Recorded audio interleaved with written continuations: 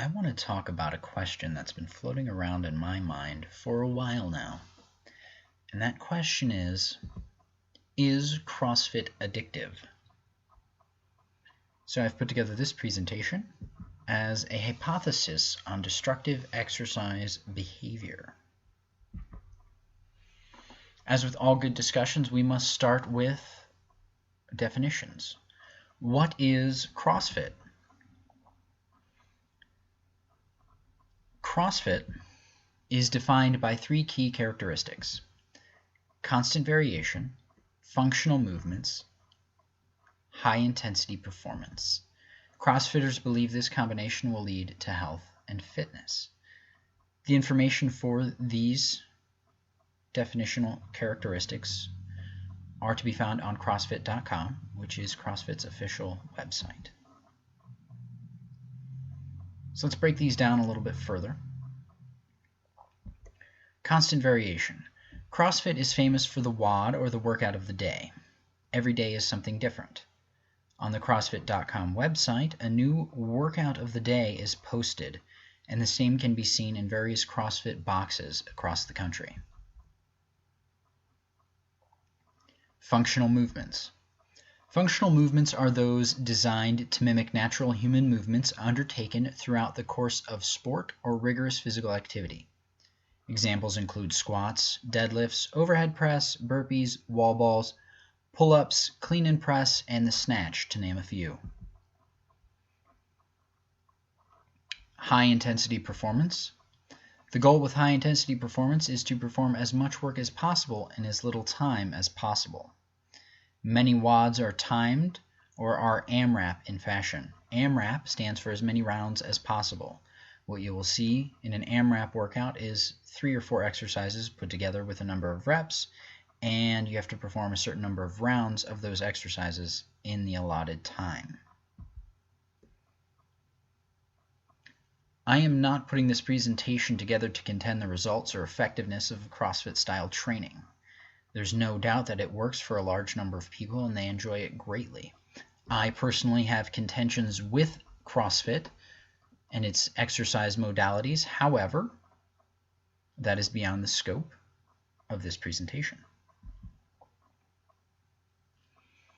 The next term we must define is addiction. What is addiction? Addiction, as described by Dr. Gabor Mate, a leading researcher on addiction, who also wrote the book of In the Realm of Hungry Ghosts, involves compulsive engagement with the behavior, a preoccupation with it, impaired control over the behavior, persistence or relapse despite evidence of harm, and dissatisfaction, irritability, or intense craving when the object, be it a drug, activity, or other goal, is not immediately available. How does CrossFit meet this criteria?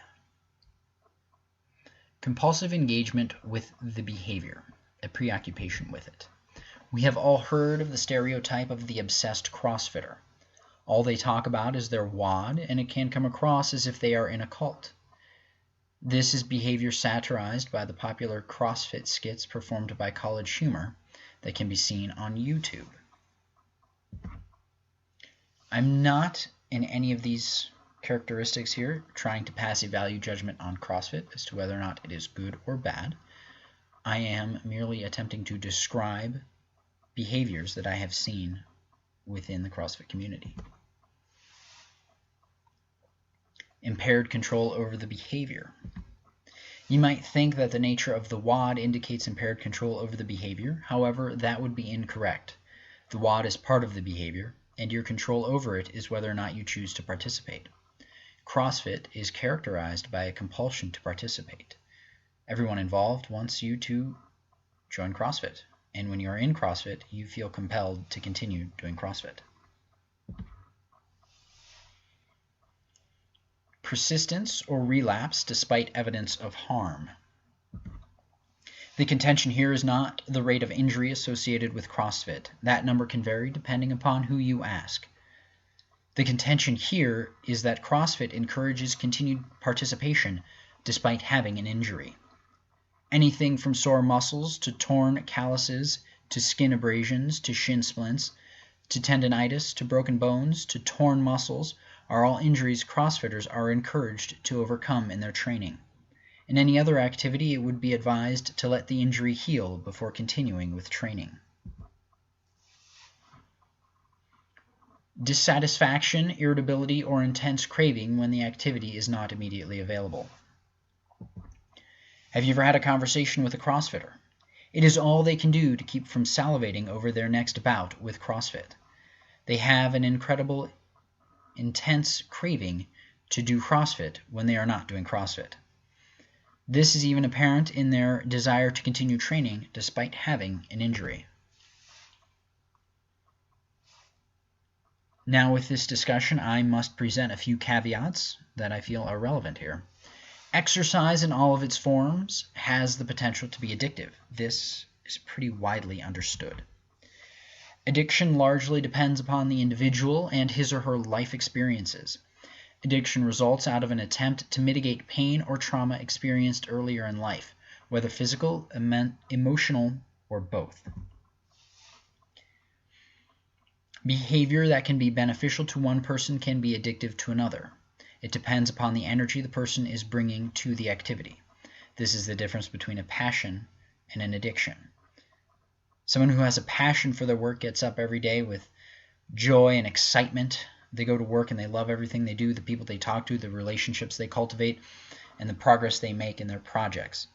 Someone who has an addiction to work, or could be considered a workaholic, goes to work despite the fact that they don't enjoy it.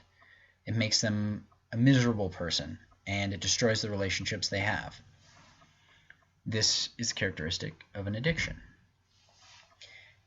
Lastly, I want to point out that these observations that I'm making do not apply to all CrossFitters. They are observations of trends I have observed within the CrossFit community.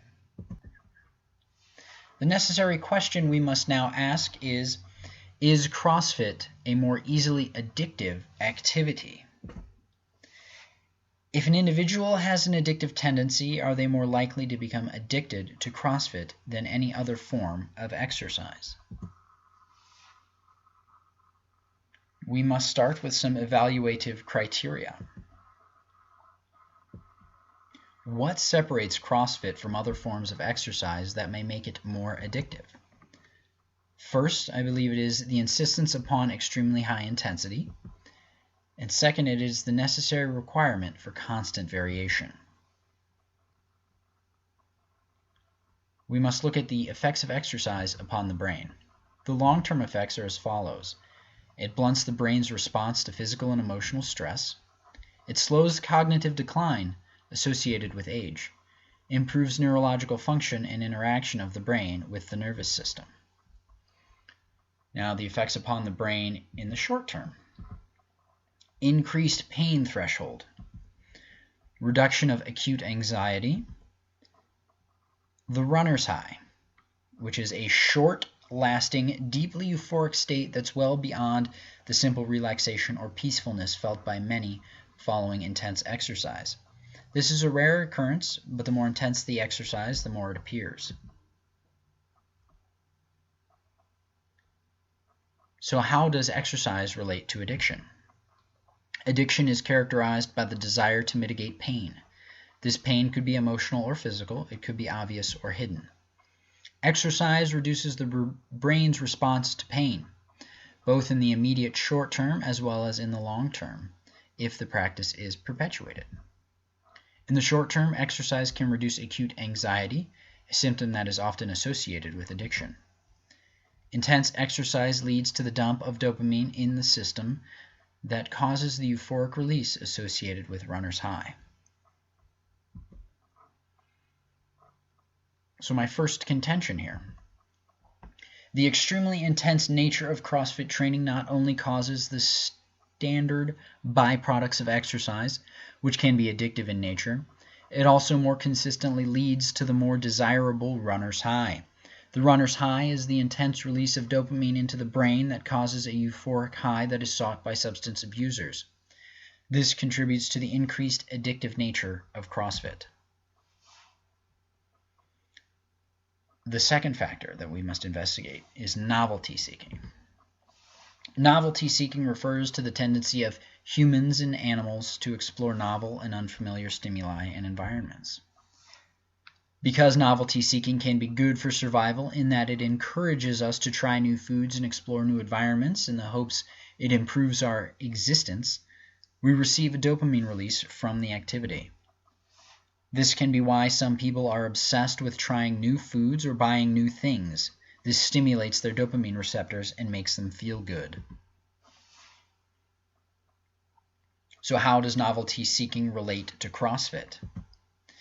CrossFit is characterized by constant variation in their workouts. This means that the experience is different every day. Because the WOD is different, it is novel, and thus stimulates this dopamine response. Novelty seeking is dopamine-driven and can give a slight euphoria from its pursuit. Studies have shown that excessive novelty seeking is evident in test subjects that have reduced dopamine reuptake. Reduced dopamine reuptake basically means that your brain is less capable of absorbing the dopamine that is released, so you require a larger amount of dopamine in order to get the same stimuli.